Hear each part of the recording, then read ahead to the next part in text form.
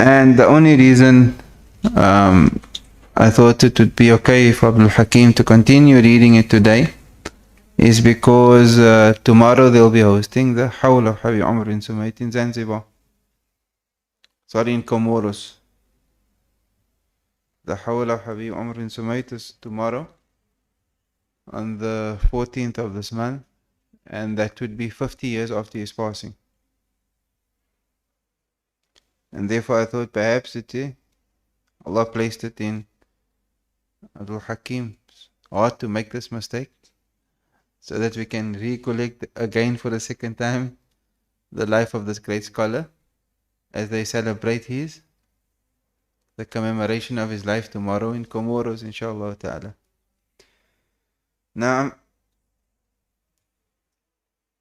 when do they say he was born? In the year 1303, 1886.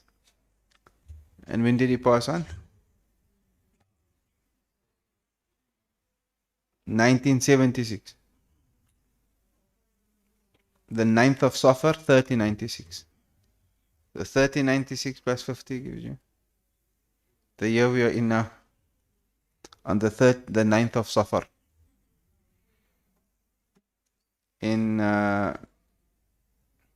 Because of the bad connotations attached to the month of Safar in the time of Jahiliyyah, it was known to be a month of trials and tribulations and bad omens. Islam came to wipe that away. And therefore in Yemen they don't call Safar Safar, they call it Dhafar. What does Dhafar mean? Eh? Dhafar means to attain success. So they call it Dhafarul Khair. And therefore often when they refer to the month of Safar in Tarim or in Hadramaut, they refer to it as Dhafar and as Safar. Naam. Passed away at the age of 92. So he was a descendant of Habib Muhammad bin Zayn bin Sumait, who was one of the students of Imam al-Haddad. Naam. His grandfather Habib Abu Bakr left his birthplace in Shibam in Hadramaut and settled in the Comoro Islands. I remember when we covered this the last time. Before Habib Umar bin Sumait, we were covering the biography of Habib Alawi bin Shihab, who would never allow his son to leave his side. Even while he was alive, he did not allow his son to go perform Hajj, because he kept his son close with him and kept the tarbiyah of his child without leaving his child. And that's different. I was highlighting the point of how different people make the tarbiyah of the children different. Whereas the father of Habib Umar, on the other hand,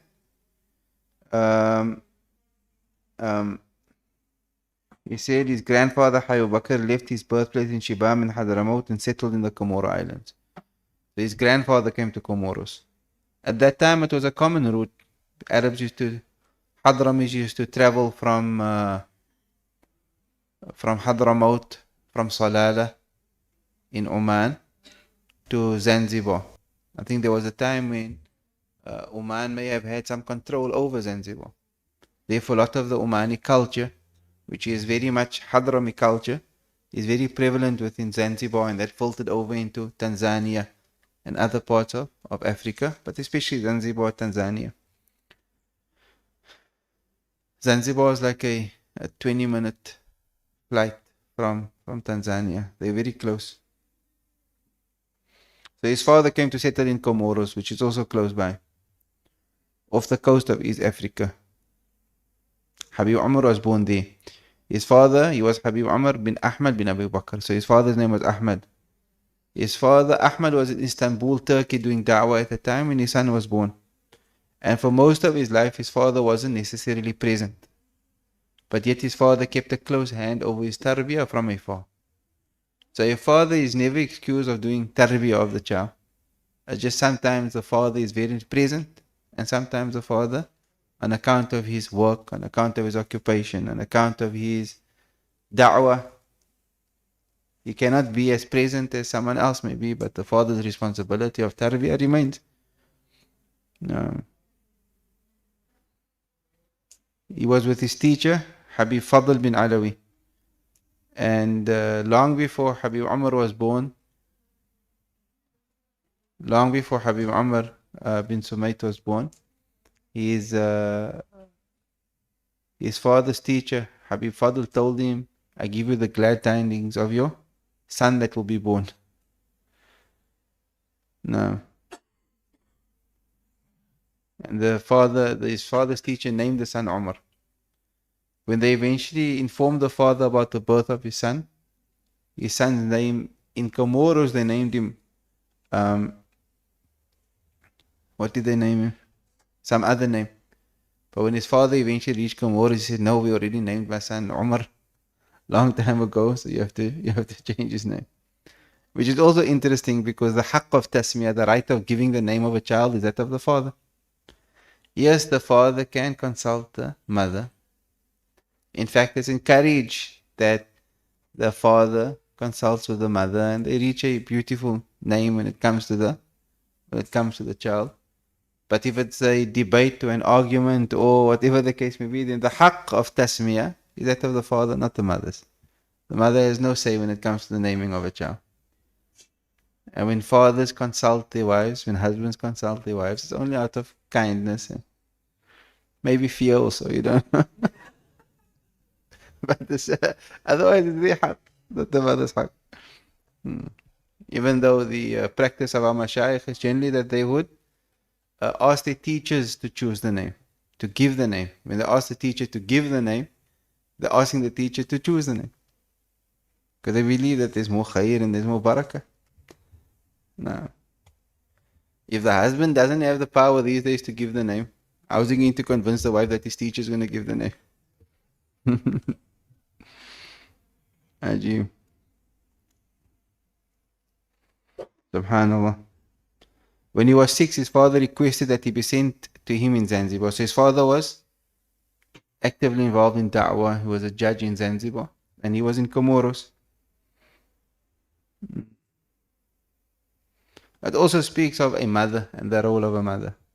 His mother, Fatima bint al-Muallim Shanzi, right? She raised him to be the great scholar that he was. Now, Habib Umar bin Sumayt is not a light figure. I don't. Habib Umar bin Sumayt was known to be the Qutb of his time, the Imam of his time, Imam al-Waqt. Right? He was no ordinary person, not by far. He was absolutely outstanding in terms of ilm, in terms of knowledge. He was the Qadi for many years in Zanzibar. His wilaya and sainthood was, second to none. But his tarbiyah predominantly came from his mother. His mother raised him. No. And that's a very important lesson for our sisters. What a mother is able to achieve with a child, there's no limit to it. Imam Bukhari, rahimahullah ta'ala, became the great Imam because of the du'as of his mother. And Imam Shafi, rahimahullah ta'ala, was an orphan. He had no father, but he became Imam Shafi. Right? Subhanallah. So eventually what happened was he came to his father, who was a judge in Zanzibar. His father took care of him till the age of 8, and then his father sent him back home to his hometown in Shibam. Shibam is a city in Hadramaut. But actually Shibam is one of the 7 wonders of the world. Because an entire city is built with mud houses and every house is connected. Right? The whole city is connected to each other. Really beautiful. If you travel to Hadramaut one day, you should try to go visit Shibam. It's on your way to Dawan. Shaykh Muhammad is now there. They probably visited. So in Shibam, his father's uncle, Habib Tahir bin Abdullah bin Sumayt, took over the supervision of his education. During the years he spent studying in Hadramaut, he received knowledge from the masters of the time, among them Habib Aidarus bin Umar al-Habshi, who was the Musnid of the Sada al-Ba'alawi. Habib Ahmad bin Hassan al-Attas, who was the Qutb of his time from Makkah al-Mukarramah. He studied under Habib Ahmed bin Hassan Atas. He studied under Habib Abdurragmaan bin Muhammad al-Mashhur and his son Habib Ali. Among others, he also studied under Habib Abdullah bin Umar al-Shatiri. And he also studied under the grandfather of Habib Umar, Habib Salim bin Hafid. Habib Umar is Habib Umar bin Muhammad bin Salim bin Hafid. Habib Umar bin Sumayt was the student of Habib Salim. Habib Salim, that would have been in Mishta. Eventually, after studying under these great Imams, his father said that he should come back to Zanzibar. We kept his father's company constantly and continued his studies at his hands and at the hands of the scholars of the island until he emerged as a great teacher and caller to Allah. He saw that the Comoro Islands were more in need of his knowledge than Zanzibar, and thus he returned to his birthplace. He had great himmah for the spread of prophetic knowledge, and this resulted him in traveling throughout Comoros, village to village, calling people to Allah subhanahu wa ta'ala. He also visited Madagascar. He said that if you want to rest in the next life, then forsake rest in this life. If you want to rest in the next life, then forsake rest in this life. So many people became Muslim because of his da'wah. He also built a number of masajid, he built a number of schools. He built water tanks to collect rain and to provide drinking water for those in need. Ajib. From his karamat was that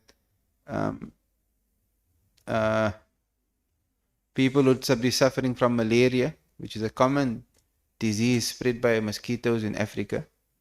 But when they would come to his tanks that he built for the collection of rainwater for drinking, when they drank from his tanks, they would get shifa. Ajib.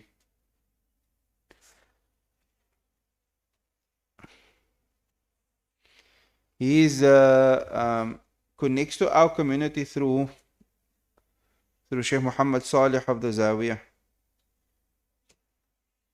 Right?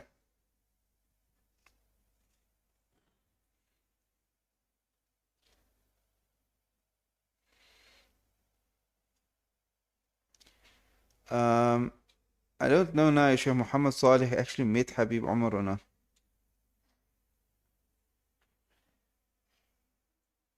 No, Shaykh Muhammad Salih of the Zawiyah was in Zanzibar at the time of his father.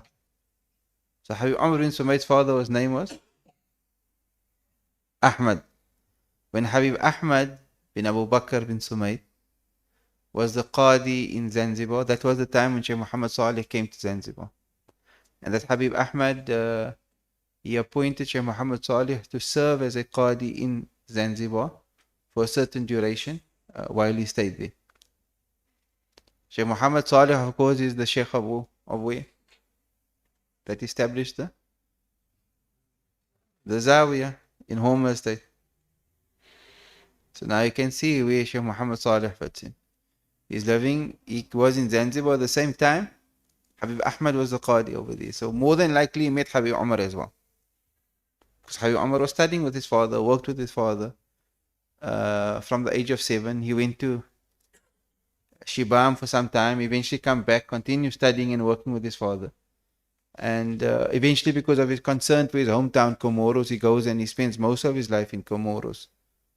But when Shaykh Muhammad Salih is there, more than likely he meets Habib Umar bin Sumayt, the person who we're speaking about now. But definitely his father. And Shaykh Muhammad Salih's story itself was a very interesting story, right?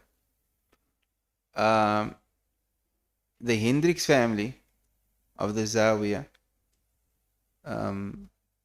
you would be familiar, of course, with Sheikh Siraj Hendricks, rahimahullah ta'ala, who passed away during COVID, and his brother Sheikh Ahmad Hendricks, that still currently resides over the Zawiyah Institute in Home Estate. So the founder of the institute is Sheikh Muhammad Salih Hendricks, which would be their great-grandfather. And their family was originally from Swellendam. And the manner in which their family become connected to the ulama in Makkah is very interesting. especially to the Maliki family. So when I say the Maliki family, you may be familiar with who? Sayyid Muhammad Alawi al-Maliki, right? So he was Muhammad, the son of Alawi, the son of Abbas, the son of Abdul Aziz. Sayyid Muhammad was the son of Sayyid Alawi. Sayyid Alawi was the son of Sayyid Abbas. And Sayyid Abbas was the son of Sayyid Abdul Aziz. Sayyid Abdul Aziz came to Cape Town for da'wah. And when doing da'wah, he used to travel through the various communities from Cape Town all the way to Port Elizabeth. And from Port Elizabeth, he traveled all the way back to Cape Town. Again, to think that the Sayyid, all the way from Makkah, this is like in the 1800s, was doing da'wah here in Cape Town is remarkable. And while traveling through to Port Elizabeth, he stopped over in Swellendam and he meets an Imam Abdullah Hendricks, who has 3 sons. One of them is Shaykh Muhammad Saleh. And he convinces the father, send your son with me to Makkah. And the father sends his son, Shaykh Muhammad Saleh, to Makkah, where he connects to Sayyid Abdul Aziz and eventually benefits from Shaykh Umar Ba Junaid and Bakri Shata and all the other teachers that Shaykh Muhammad Saleh had in Makkah. He benefits from them. And when he returns home, of course, he doesn't go back to Swellendam. He establishes the Zawiya in Cape Town. He establishes the Zawiya at the same time. Maulana Abdul Latif establishes the Habibiyah Masjid here in Rylands. When Maulana Abdul Latif hosted the opening of the Habibiyah Masjid, the main guest speaker was Shaykh Muhammad Saleh Hendricks. So Shaykh Muhammad Saleh Hendricks. Therefore, Shaykh Muhammad Saleh is listed as one of the Ba'alawi Mashayikh in this community. Shaykh Siraj lists him as before him, the Ba'alawi Shaykh of note before Shaykh Muhammad Saleh in Cape Town was Shaykh Abdurragmaan al-Iraqi, also one of the ulama of Makkah. He came to Cape Town to do da'wah. Again, there was a lady whose name slips my mind. There was a lady who facilitated that Shaykh Abdurragmaan al-Iraqi travels from Makkah to Cape Town to call people to Allah subhanahu wa ta'ala, to connect people to Allah. Shaykh Abdurragmaan was one of the graves that whenever you visit Mowbray, you should try to visit. He was also one of the Salihin awliya of our community. And he wasn't a Ba'alawi by Nasab, but he was a Ba'alawi through Tariqah. All his teachers were from the Habaib. When you enter the Mowbray Maqbara, on your left you have the officers and I don't know what facilities is all there.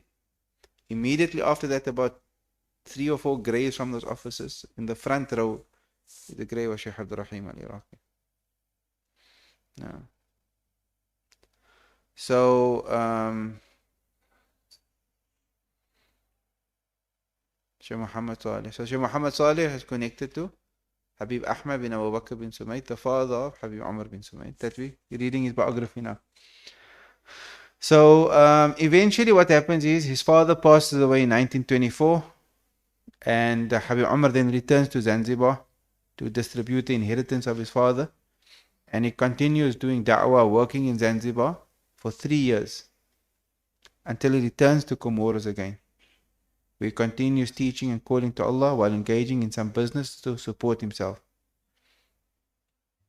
Even though he was a master in the Ba'alawi way, he was closely connected to the Shadhili and Qadri orders on the island.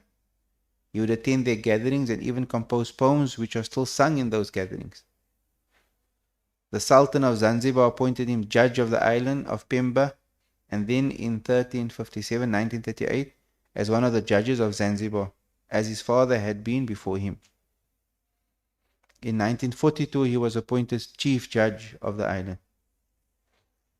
He performed his role in the best way possible for around 20 years, constantly mediating between conflicting parties while hardly ever having to issue a judgment.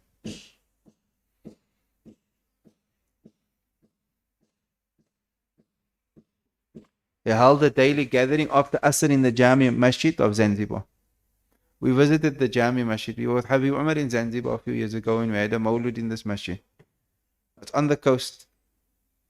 Were you with your Abi when you visited Zanzibar? No.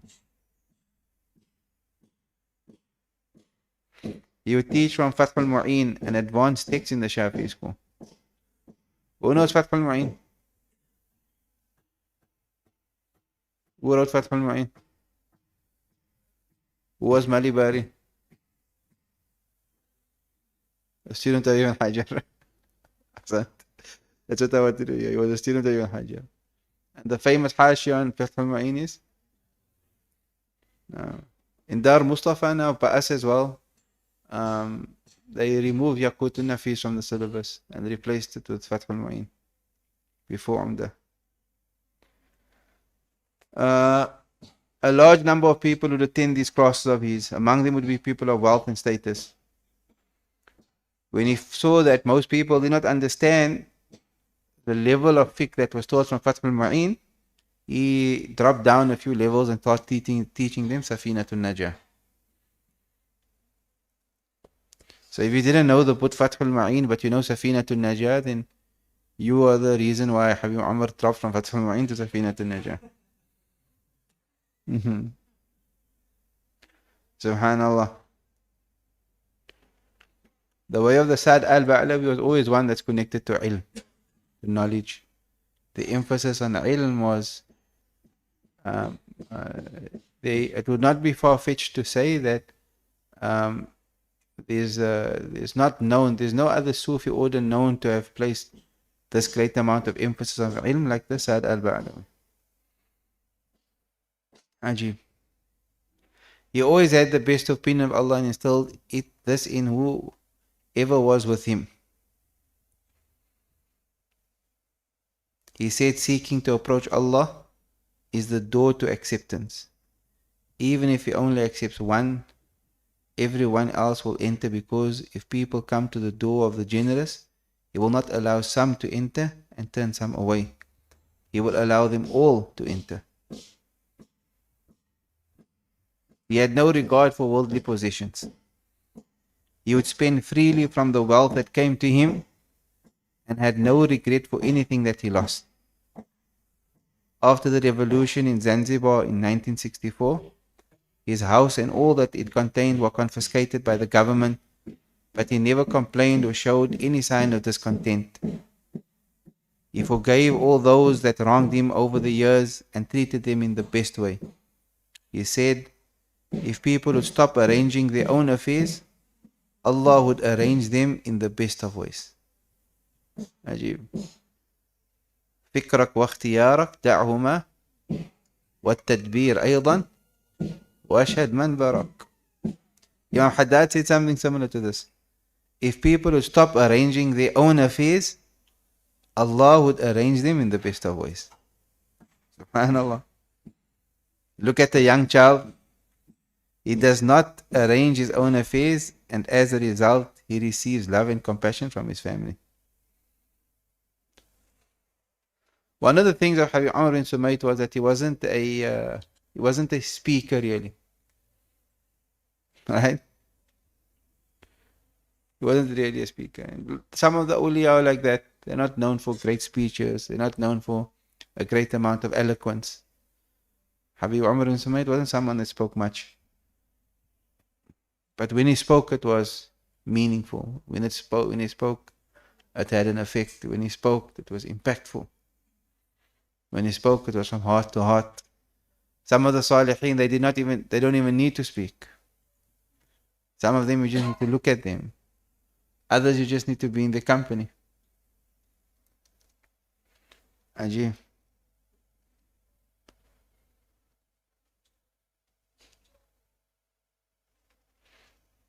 From his students was Habib Ahmad Mashhoor al-Haddad, and then of course Habib Abdul Qadir and Ahmad al-Saqqaf. What's our time like now? Huh? What time is break? Ajib. So we covered his biography twice. And if you follow the streams of Habib Umar tomorrow and the day thereafter, you'll hear more about the life of this great man and his achievements and his ilm and his knowledge and his taqwa and his salah. Tomorrow is the Wednesday, I think it's the 9th of Dhafar, and that would be the commemoration of 50 years of his passing. La ilaha illallah Muhammad Rasulullah sallallahu alaihi wasallam. Allah allow us to walk in their footsteps, and may Allah use us to serve Deen the way they did. May Allah purify our hearts as how their hearts were purified. May Allah grant us the sincerity that they had. May Allah grant us the himmah that they had. A student of knowledge should have great aspirations in terms of the work that he wishes to do. No, he shouldn't speak too much about it. He should carry those aspirations within his heart. And he should create plans and work towards it. This journey is a long journey. The journey to Allah is not a short one. It requires effort. It requires sacrifice. It requires perseverance. It requires hard work. And the longer you travel this journey, and the longer you realize, because with the passing of time, things that used to matter to you don't matter to you any longer. So the longer you tread this journey, the more you develop a deep appreciation of seniors in our community that have been treading the journey for many, many more years than you and I. When you start treading this journey and you realize how challenging it becomes, you have the worry of finances, you have the worry of children, you have the worry of so many things, right? But you push through and you persevere. The more you do that, the more you should increase in love and admiration for great men such as Habib Umar bin Sumayt and the other biographies that we read. But if we bring that home, then our own scholars of our community, Shaykh Muhammad Salih Hendricks, by way of example, that dedicated his whole life to Deen. Shaykh Siraj Hendricks, his whole life was dedicated to Deen. Those who are still with us, Shaykh Muhammad Amin Faqir, till today, his focus in life is still Deen. He may not be on the pulpit, he may not be leading the salah in the masjid, he's still writing till this very age. You have Shaykh Ibrahim, you have Muhammad's father, Man Abdul Khaliq Ali. People, right, late 50s, early 60s, still striving. They haven't stopped. If they were doing it for name or fame or for people to see them, they would have stopped a long time ago. But they carry the worry of the ummah of Rasul Sallallahu Alaihi Wasallam in their hearts. So they continue striving and continue striving. And now, the more you tread this path, the more you should increase in admiration, the more you should increase in love and respect for the great scholars of this ummah that dedicate their entire lives for Deen. May Allah make us from them. And once you decide to tread this path, don't imagine that it's an easy path. It's a path of sabr. It's a path of difficulty. If there's no difficulties coming in your path of knowledge, in your path of calling to Allah, da'wah ila Allah subhanahu wa ta'ala, then you should worry. وَجَعَلْنَاهُمْ أَئِمَّةً يَهْدُونَ بِأَمْرِنَا لَمَّا صَبَرُوا. We made them imams that guide people to Allah. When they practice sabr. If there's no difficulty, there's no sabr. If there's no sabr, then you could imagine perhaps I'm an exception to the verse in the Quran, or you could start worrying, maybe I'm not really guiding people. Allah make us guides. Break started already, you said, no? ربنا انفعنا بما علمتنا رب علمنا الذي ينفعنا رب فقهنا وفقه أهلنا وقرابات لنا في ديننا مع أهل الكتر أنثى وذكر رب وفقنا ووفقهم لما ترتدي قولا وفعلا كرما وارزق الكل حلالا دائما وأخل أتقياء علما نحظى بالخير ونكفى كل شر ربنا واصلح لنا كل الشؤون وأكر بالرضا منك العيون وقض عنا ربنا كل قبل أن تأتينا رسل المنون واغفر استر أنت أكرم من ستر وصلاة الله تخشى المصطفى من إلى الحق دعانا والوفاء بكتاب فيه للناس وعلى الآل الكرام الشرفاء وعلى الصحب المصابيح الغرر. اللهم اهدنا بهداك واجعلنا ممن يسارع في رضاك، ولا تولنا وليا سواك، ولا تجعلنا ممن خالف. وحسبنا الله ونعم الوكيل، ولا حول ولا قوة. وصلى الله على سيدنا محمد وعلى آله وصحبه وسلم. يا ربنا اعترفنا بأننا اكترفنا وأننا أسرفنا على لظى أشرفنا، فتب علينا توبة تغسل كل حوبة، واستر لنا العورات وآمن الروعات، واغفر لوالدينا ربي ومولودينا والأهل والإخوان وسائر الخلان وكل ذي محبة أو جيرة أو صحبة والمسلمين أجمع. آمين. ربي اسمع فضلا وجودا منا لا باكتساب منا، بالمصطفى الرسول نحظى بكل سول، بالمصطفى الرسول نحظى، بالمصطفى الرسول نحظى بكل سول. صلى وسلم ربي عليه عد الحب وآله والصحب عداد طش الصحب، والحمد للإله في البدء والتناهي. سبحان ربك رب العزة عما يصفون، وسلام على المرسلين، والحمد لله رب العالمين. في كل لحظة أبدا عدد خلقه ورضا نفسه وزنة عرش ومداد كلماته.